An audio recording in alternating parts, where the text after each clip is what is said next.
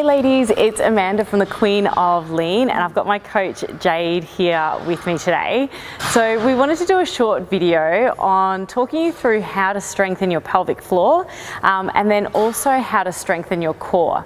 So your pelvic floor muscles are the girdle that sits underneath your core muscles.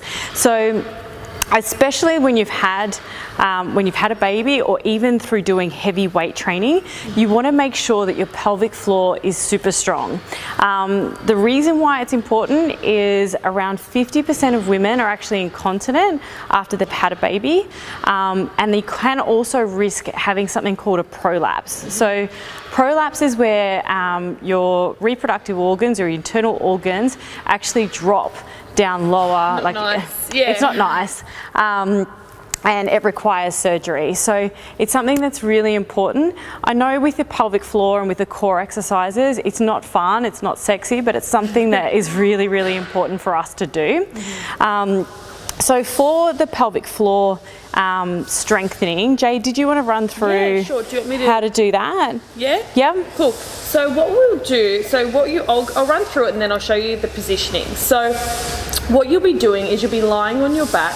You'll have one hand on your oblique, so on your side, so you can move side to side just so you can feel that. And you'll have one hand down your lower abdominals. This is your transverse abdominals, okay? So I'll show you what position you'll be in. So you'll be lying on your back, like so. So moving to feel that oblique, and you can feel your lower abdominals there. It's around near your undie line. What you want to do is just breathe normally, so breathing in and out normally.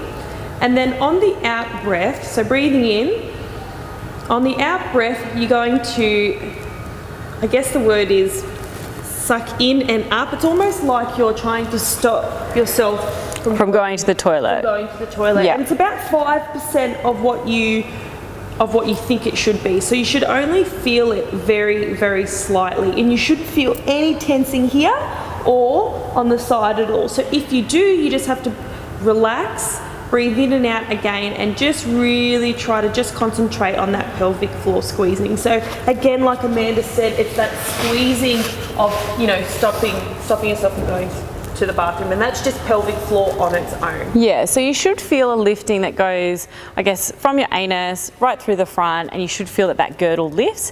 It's not trying to strain. Especially after you've had a baby, I think you'll be surprised at how weak it does feel. So initially, you might feel like you lift that pelvic floor and then it switches off straight away. And that's fine. You want to just try and build up endurance. So I would try and go for 8 reps, just holding it for 1 second. And then relax. And then the next time that you go to do it, try and hold it for 2 seconds and just building that up. This is Ruby, by the way. We had to bring her into the video because she was crying. So this is how we're getting it done. So that's targeting through your pelvic floor. And then you want to get to a point where you can hold that for around 8 seconds for 8 reps. So then we go into core strengthening. So Jade, if you want to go back down onto your back. So this can be something that's a little bit confusing. How I recommend getting into the position is putting one hand into your lower back, and then the other hand, find your hip bone, go in 1 centimetre and then down 1 centimetre. So you might find when you initially do this as an exercise that it's more of a brain exercise than a strengthening exercise, because it's just really wrapping your head around the muscles that you are targeting.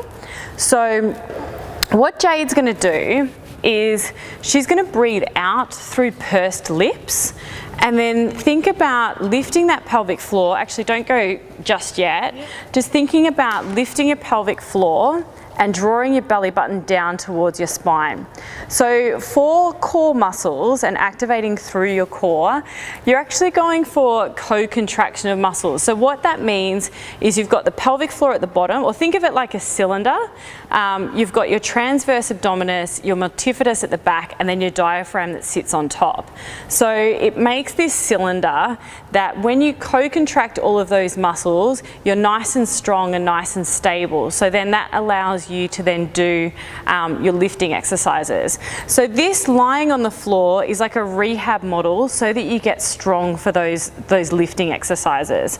So Jade's going to breathe out through pursed lips. She's going to draw her belly button down towards her spine and just feel that, I think Ruby just burped, feel that her hand in her lower back, that the muscles press into that hand.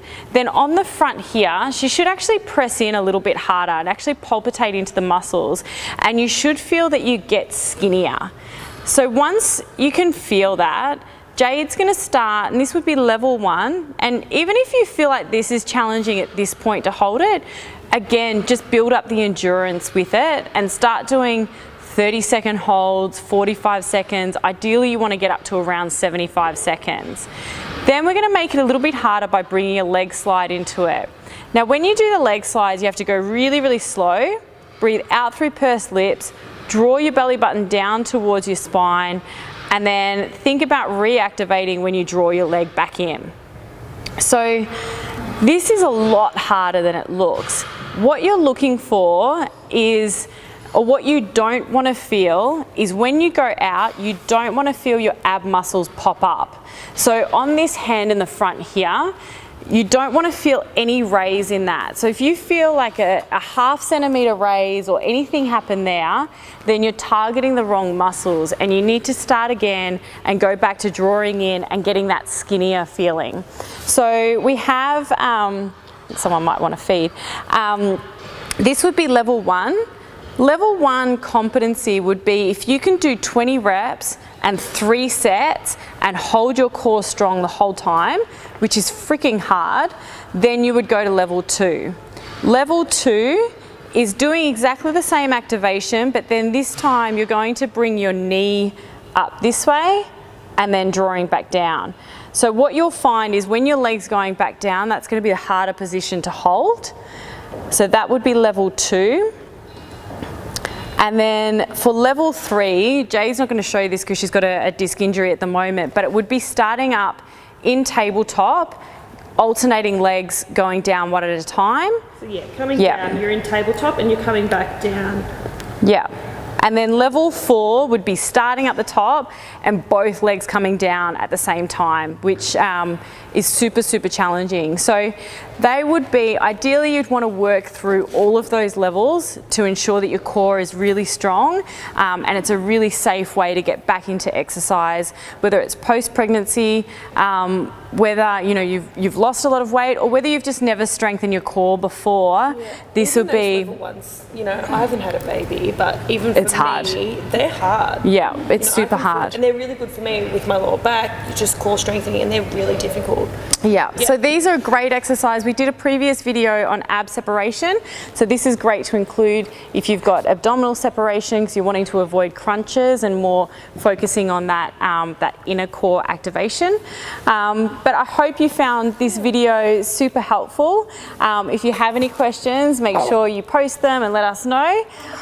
I'm Amanda, this is Jade, this is Ruby, I think she wants some food, and we will see you next time. Thanks.